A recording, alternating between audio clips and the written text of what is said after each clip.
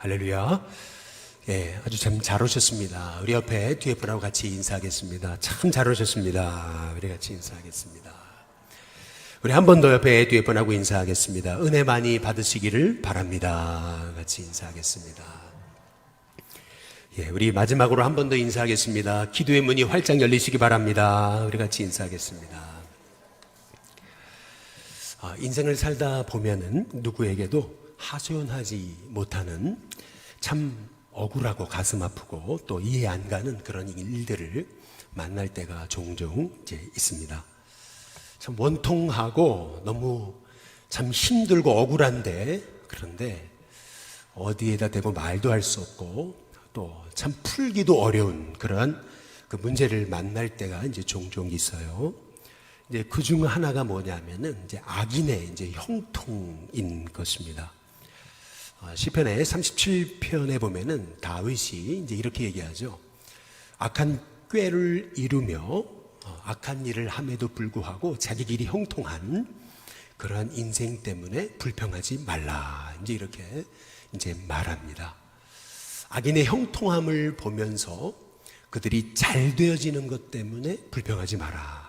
이제 그런 얘기를 해요. 이제 그러면서 그렇게 불평하는 것은 행악을 만들 뿐이다. 이제 그렇게 이제 말하는 것을 이제 볼 수가 있어요.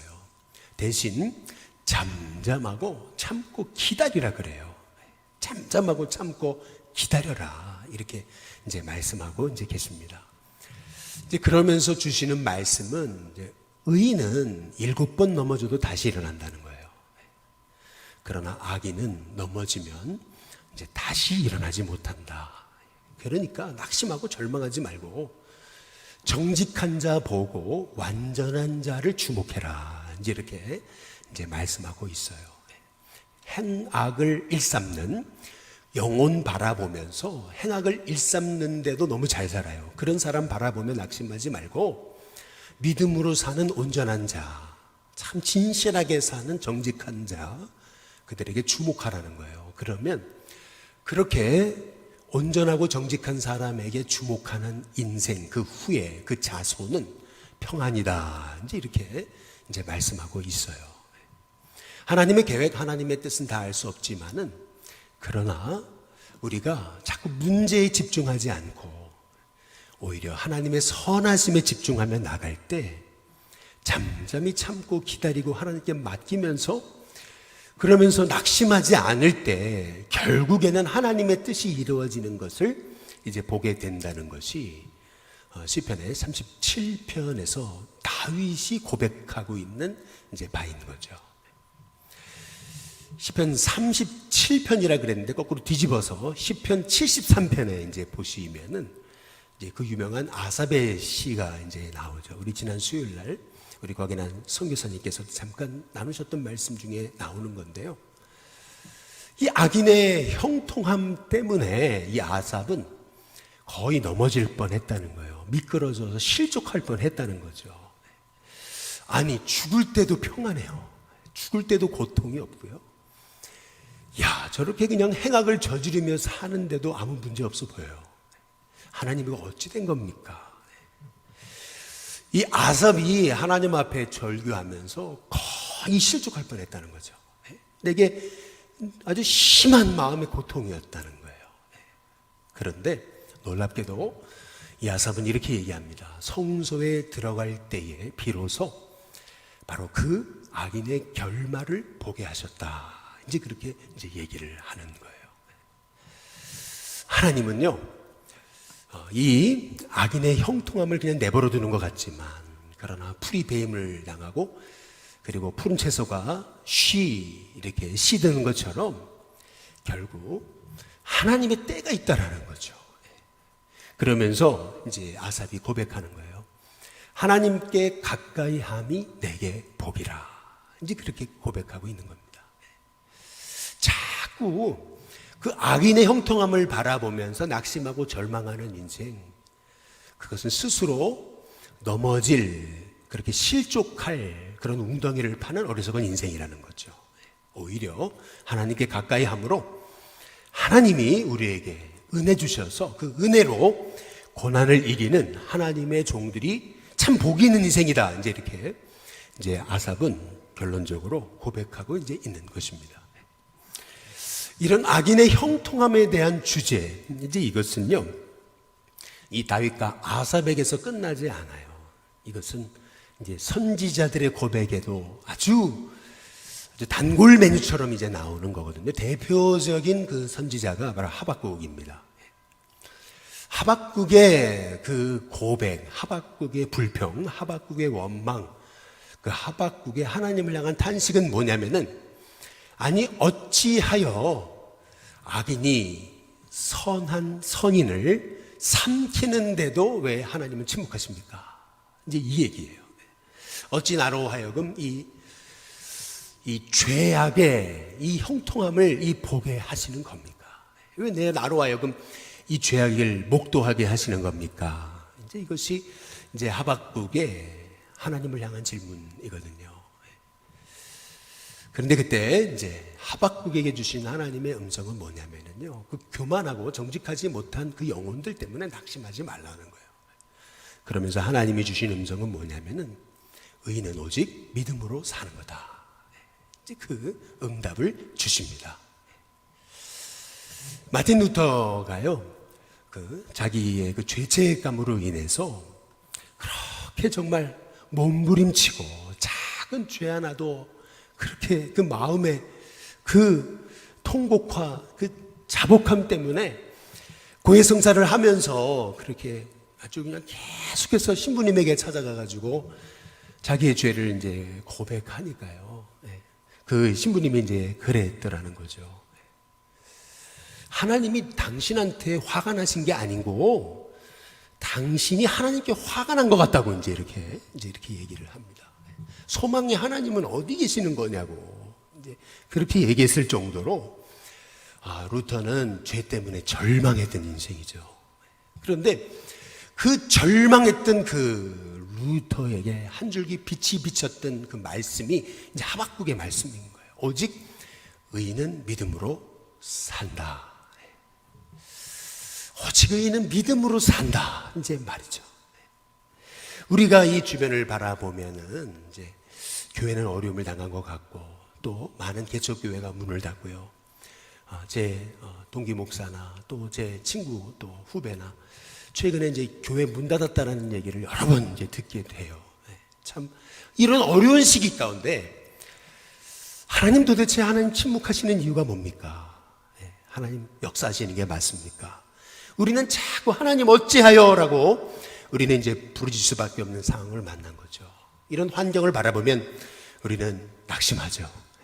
그러나 우리 하나님이 주신 음성은 뭐냐면은, 의인은 환경 바라보고 사는 인생, 그 부조리한 세상 바라보면서 낙심하는 인생이 아니고요. 의인은요, 오직 믿음으로 사는 거다. 이제 하나님께서 이제 우리에게 말씀하고 이제 계시는 것입니다.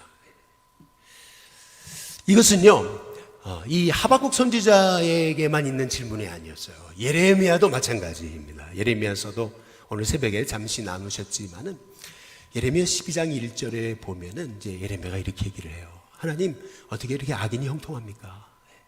어떻게 저렇게 반역하는 자들이 평안합니까? 하나님 앞에 절규하며 부르짖어요. 하나님, 어떻게 저렇게 악하게 사는 저 사람들이 저렇게 잘 되고 오히려 믿음으로 살려고 한 하나님의 종들은 이렇게 어려움을 당하는 겁니까? 신실하게 사는 게 죄입니까? 하나님 앞에 절규하고 부르짖어요. 오죽하면은 예레미야 20장에서 예레미야가 이렇게 얘기합니다. 하나님이 날 선지자 하라 그러셔가지고 내가 선지자 된 거 아닙니까? 그런데 왜 내가 입을 벌려 주의 말씀을 전하면 사람들은 왜 나를 비방하고 왜 나는 조롱거리가 됩니까? 나의 가장 친한 친구조차도 제가 망했으면 좋겠다라고 할 정도로 그렇게 저는 정말 고통과 고난 중에 있는 그 이유가 무엇입니까? 이제 이것이 예레미야가 예레미야 20장에서 이제 절규하는 거예요. 그때 하나님께서요, 예레미야서 12장에 보시면은 하나님 이렇게 대답하십니다. 뭐라고 대답해? 참 이렇게 아주 의미 깊은 한마디의 말씀을 하세요. 그게 뭐냐면, 네가 보행자와 함께 달려도 피곤하면 어찌 말과 경주하겠냐. 이제 이렇게 우리 하나님이 질문하십니다. 보행자와 달려도 피곤하면 어찌 말과 함께 경주하겠냐. 이 무슨 말이냐면요, 너 주변에 벌어지는 그 작은 일 때문에 그렇게 낙심하고 절망하면은 어찌 하나님이 계획하신 그 놀라운 그 일을 네가 감당할 수 있겠냐. 그 작은 일에 왜 이렇게 낙심하냐. 우리 하나님께서 이제 말씀하고 계시는 거예요. 그러면서 하나님이 예레미야에게 주신 말씀이 예레미야 18장에 나온 그 유명한 토기장이 집에 관한 말씀이에요. 예레미야를 토기장이 집으로 이끌어 갔습니다. 이제 예레미야가 그것으로 인도함 받았는데 보니까 이 토기장이가 농로로 일을 하는데 토기장이의 손에 진흙이 있어요. 토기장이는 진흙을 가지고 으깨고 뭐 집어 던지고 또 주무르고 하죠. 이게 진흙의 입장으로 보면은요, 토기장이가 도대체 뭘 만드는 건지 이 진흙은 알 수가 없어요. 그러나 이 진흙이 토기장이 손에 있잖아요. 토기장이가 진흙을 가지고 주무르고 막 짓이기고 해도 그것은 단지 주무르고 짓이기는 게 목표가 아니고 그 주무르고 짓이기는 걸 통해서 결국 이 토기장이가 진흙을 통해 최고의 작품을 만들듯이 마찬가지로 하나님이 예레미야에게 말씀하신 거예요. 바로 이스라엘은 나의 손 안에 있다. 하나님이 그 이스라엘을 주관하신다. 지금 이 이스라엘 향해서 내가 아무 계획을 볼 수 없어도 하나님 왜 이런 일을 우리에게 행하시는 겁니까? 왜 이런 고통이 우리에게 있는 겁니까? 이 예레미야는 당장 코앞에 있는 문제 갖고 절망할 수밖에 없지만 하나님은 말씀하시는 거예요. 진흙이 토기장이의 손에 있듯이 바로 너의 인생도 나의 손 안에 있다. 그러니까 지금 이렇게 짓이겨지고 짓눌리고 고통당한다고 낙심하고 절망하지 말고 너의 인생을 주관하는 이 토기장이와 같으신 하나님, 나를 신뢰하라고 이제 하나님께서 이제 말씀하고 이제 계시는 거예요. 여러분, 우리는 진흙과 같은 존재입니다. 진흙이 아무리 우리가 하소연 한들 또 이 토기장이의 계획에 대해서 다 알려고 한들 우리가 어떻게 알 수 있겠어요? 다만 진흙은요, 자기 뜻대로 자기가 뭘 하려고 하는 게 아니고요, 토기장이이신 그 하나님의 손에 이 진흙인 나의 삶을 맡기는 거. 여러분, 그것이 결국에 우리가 이해할 수 없는 인생의 고난 가운데도 결국 승리하는 하나님의 종의 삶의 비결이라는 것을 깨달을 때 한번 따라해 보겠습니다. 나는 진흙과 같습니다. 다시 한 번 더요. 하나님은 나의 토기장이십니다. 늘 이 고백 가지고요. 나는 진흙입니다. 하나님 마음껏 빚어가세요. 하나님 괜찮습니다. 제가 견딜 수 있습니다. 기다릴 수 있습니다. 하나님 마음껏 저를 만들어 가세요. 하나님의 계획을 신뢰합니다. 여러분, 이 고백을 가지고 믿음으로 승리하는 하나님의 종들이 될 수 있기를 주님의 이름으로 축복합니다. 실은 오늘 이 미가서의 이 미가의 고백이 이제 그런 겁니다. 오늘 미가서 7장에 보시면은 당시 이 이스라엘에 만연했던 그 영적인 완전 타락, 부패, 완전히 무너진 그 이스라엘의 현실을 이제 미가는 목도하고 있는 거예요. 오늘 여기 7장 1절 한번 보시면은 이렇게 시작하죠. 뭐라고 시작됩니까? 재앙이로다. 이렇게 얘기하잖아요. 재앙이로다. 얼마나 그 이스라엘이 완전 영적인 기초가 무너졌는지 미가는 이렇게 얘기할 수밖에 없는 거예요. 재앙이로다. 도대체 이스라엘이 어땠길래요? 오늘 2절에 보세요. 경건한 자가 세상에서 어떻게 됐습니까? 끊어졌다라고 얘기합니다. 또한 정직한 자가 사람들 가운데 없다. 꼭 무리가 말이에요. 다 피를 흘리려고 매복해서 각기 그물로 자기 형제를 잡으려고 기다리는 것 같다. 이 이스라엘 백성들이요, 다 살인자 같다는 거예요. 그것도 다 속이는 자 같다는 거예요.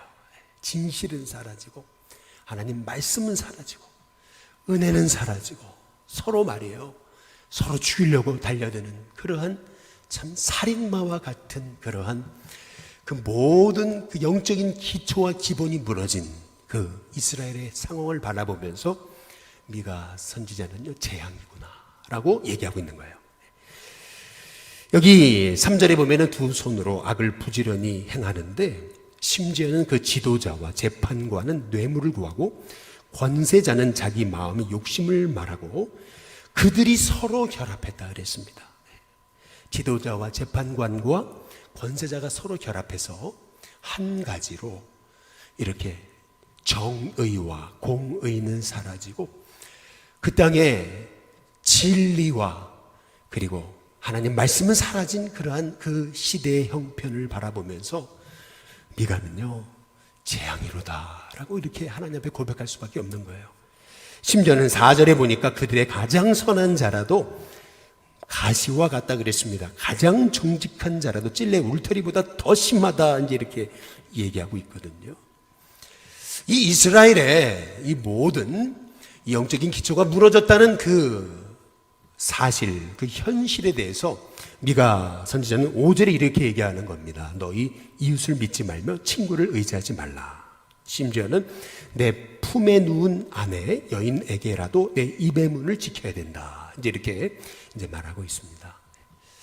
여러분, 어떤 사회든요, 신뢰 관계가 무너진 사회는 더 이상 소망이 없습니다. 왜 공산주의가 무너졌습니까? 그 이유 중에 하나는요, 서로 의심하기 때문에 그래요. 신뢰 관계가 무너지면요, 벌써 사회는 무너집니다. 모든 그 사회 공동체가 세워지는 비결, 그것은 뭐냐면 서로를 신뢰하는 거예요. 믿을 수 있는 사회, 서로 믿고 사는 사회가 된다는 것이 그 사회가 소망이 있다는 거예요. 그런데 이웃도 믿을 수 없어요. 친구도, 심지어는 아내도 믿을 수 없다. 이 얘기는 뭐냐면요, 완전 이스라엘이 영적으로 완전 다 무너졌다는 거예요. 뿐만 아니라 6절에 보면 아들이 아버지를 멸시합니다. 딸이 어머니를 대적하고요, 며느리가 시어머니를 대적합니다. 그래서 사람의 원수가 자기 집안 사람들이 됩니다. 이 말의 의미가 뭐예요? 결국 가정도 다 무너졌다는 거예요. 그래도 마지막 볼모는 가정 아니에요? 그래도 마지막 피난처는 가정이 돼야 되는데, 뭐 아무리 세상 사람들이 다 안 믿어줘도 가족은 믿어줘야 되는 거 아니겠어요? 가족들만큼은 내 머리 두고 좀 쉴 곳이 돼야 되는 거 아니에요? 그런데 가정마저도 무너졌다. 이제 이 얘기를 이제 하고 있는 것입니다. 이것이 지금 이 미가 선지자가 지금 처한 상황과 환경인 거예요. 이 총체적인 타락, 부패, 절망의 상황을 지금 이 미가 선지자는 벌써 미가서 7장 1절에서 6절까지의 이 고백을 통해서 말하고 있는 거거든요. 여러분, 이런 곳에서 살고 싶겠습니까? 이런 데 소망이 있겠어요? 부정부패가 만연하고요, 믿을 사람 하나 없고요, 심지어는 가족들까지도 자기 마음을 터놓을 수가 없어요. 완전 사회가요, 완전 기초가 무너지고 영적으로 파멸된 그런 사회입니다. 노아 시대에 죄악이 관영해서 하나님이 그 땅을 심판할 수밖에 없으셨던 그 상황이 지금 이스라엘의 상황이라고 하는 거죠. 근데 이런 상황에서요, 미가는 세 가지로 고백합니다. 첫 번째는 뭐냐면 하나님을 바라보겠다는 거예요. 미가서 7장 한번 7절에 보시면, 다 함께 같이 한번 읽어보겠습니다. 함께 있습니다. 시작. 오직 나는 여호와를 우러러보며 나를 구원하시는 하나님을 바라보나니 나의 하나님이 나에게 귀를 기울이시리로다. 아무리 상황은 절망적이고 소망이 없다 하더라도 나는 여전히 하나님을 바라보겠습니다.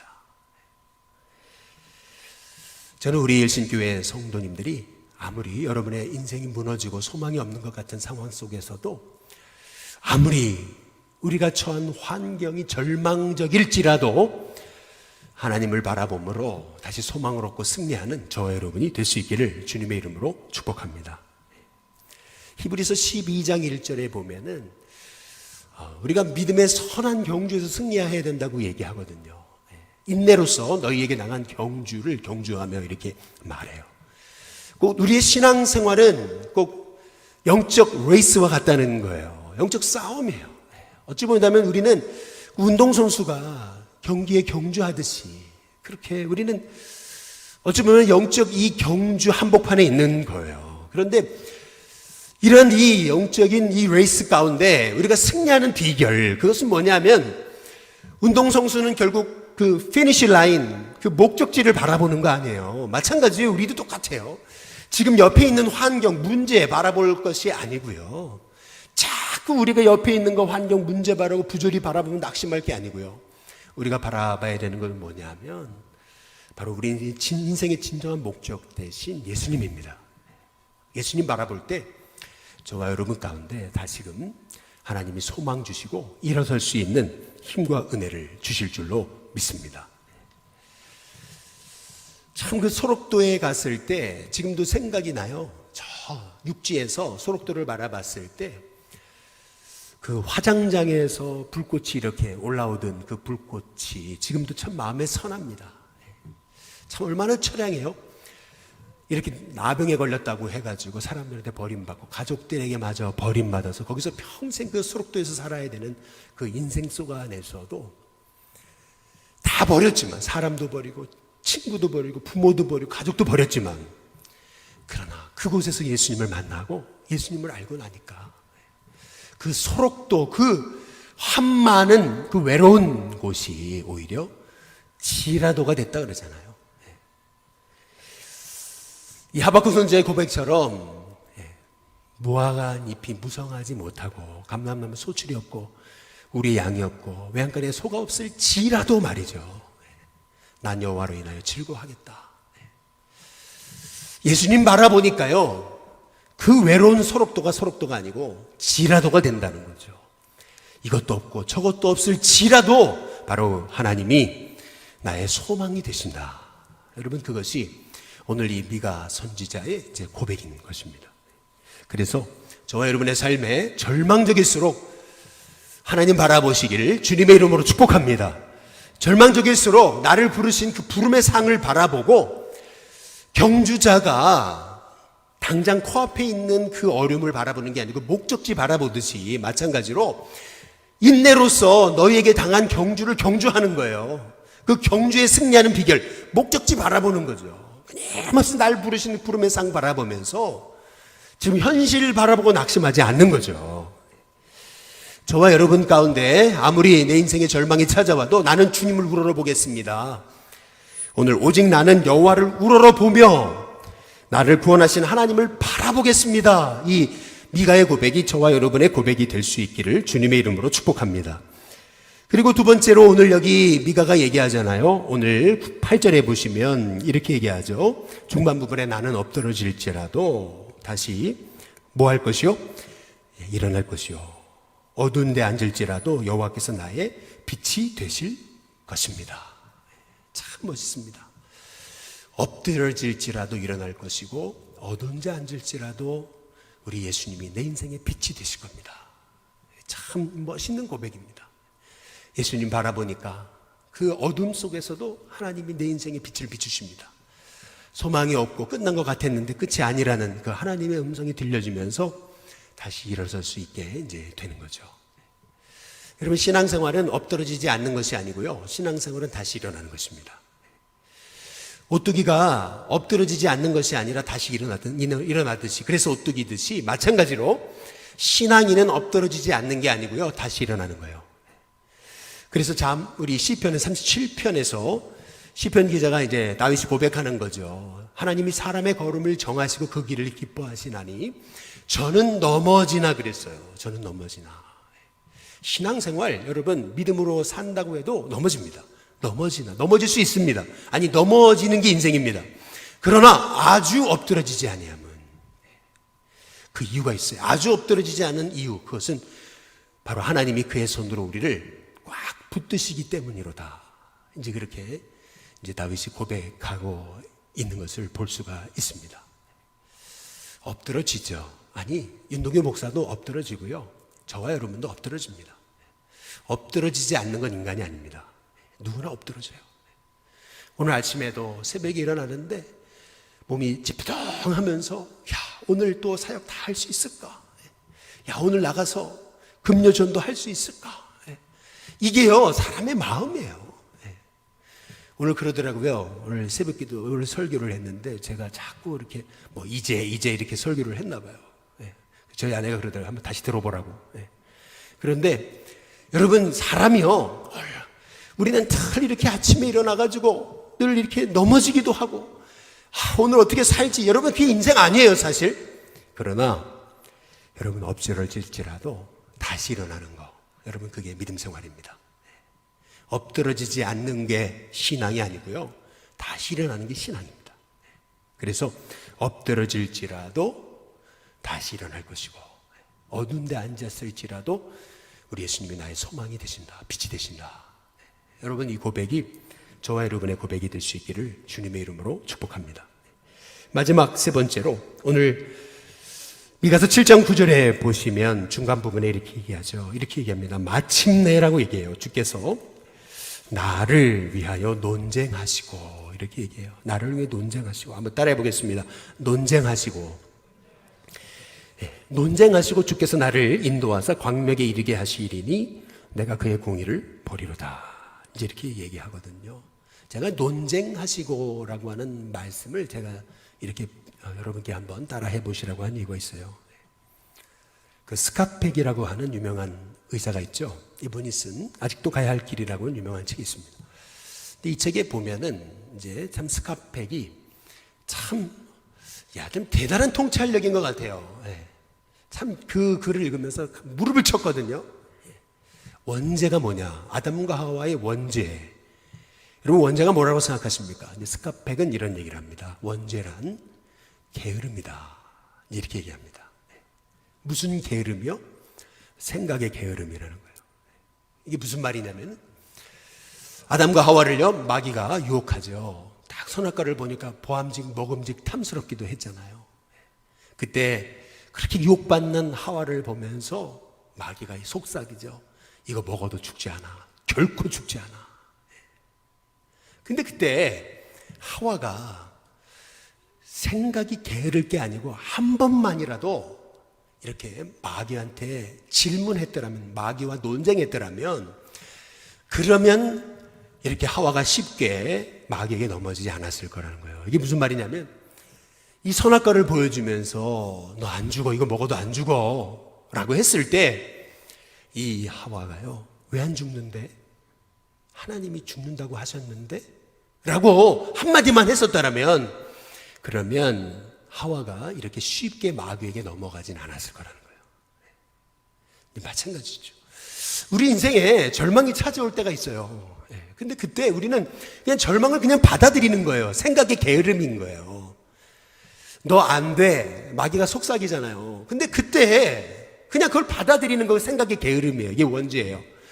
그런데 그때 넌 안 돼 라고 마귀가 속삭일 때요, 그때 마귀한테 한마디 하세요. 왜 안 되는데? 아니, 하나님 날 지켜주시는데. 아니, 내가 왜 망하는데? 누군가 여러분한테 그러면은 넌 안 돼. 노력해도 안 돼. 너는 글렀어 라고 할 때 속으로 한마디 하세요. 왜 안 됩니까? 왜 제가 글렀습니까? 한마디만 던지세요. 그러면 내 안에서 나도 모르는 사이에 하나님 말씀하십니다. 그래, 넌 돼. 우리가 문제가 뭐냐면, 어려움이 오고 고난이 찾아왔을 때 생각이 게으른 거예요. 그냥 너 안 돼 라고 마귀가 속삭이면, 그래, 안 돼요. 아무 생각 없이 그냥 그걸 받아들인다는 거예요. 왜 이렇게 생각이 게으르냐는 거예요. 마귀가 우리한테 절망을 갖다 주고 넘어뜨리려고 할 때 한마디만 던지라는 거예요. 마귀야, 내가 왜 안 되는데?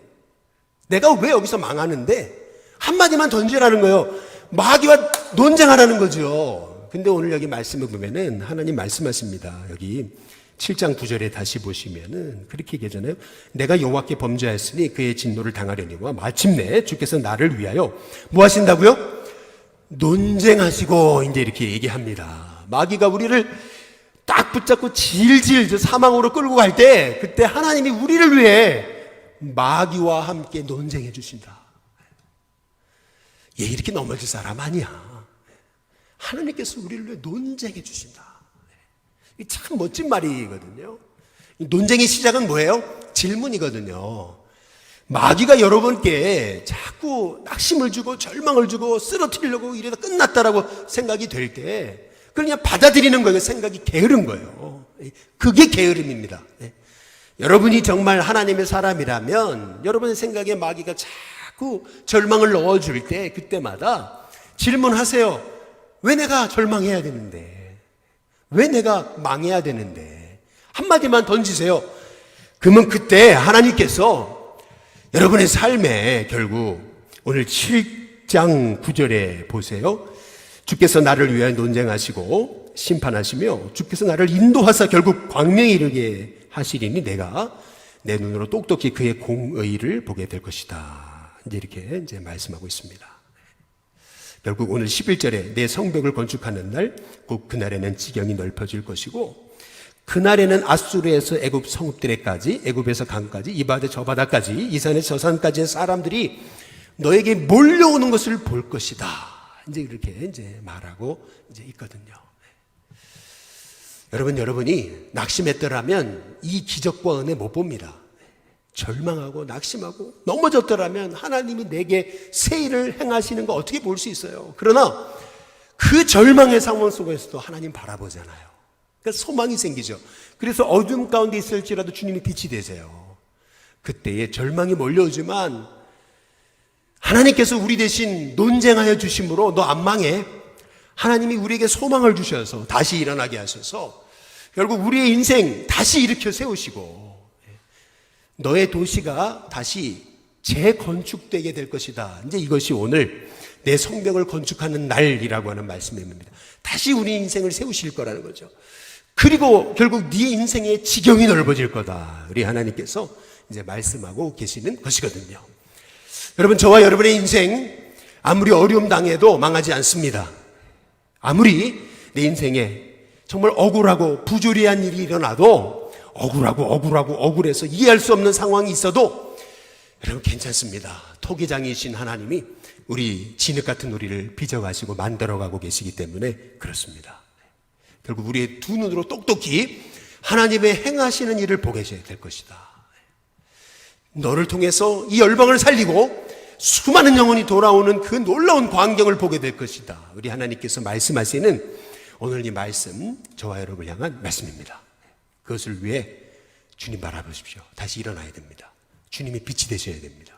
그리고 자꾸 낙심이 몰려올 때 그 낙심을 그냥 받아들이는 생각 게으름에 빠지지 마시고 질문하세요. 왜 안 되는데? 마귀야, 왜 안 되는데? 당당히 나가세요.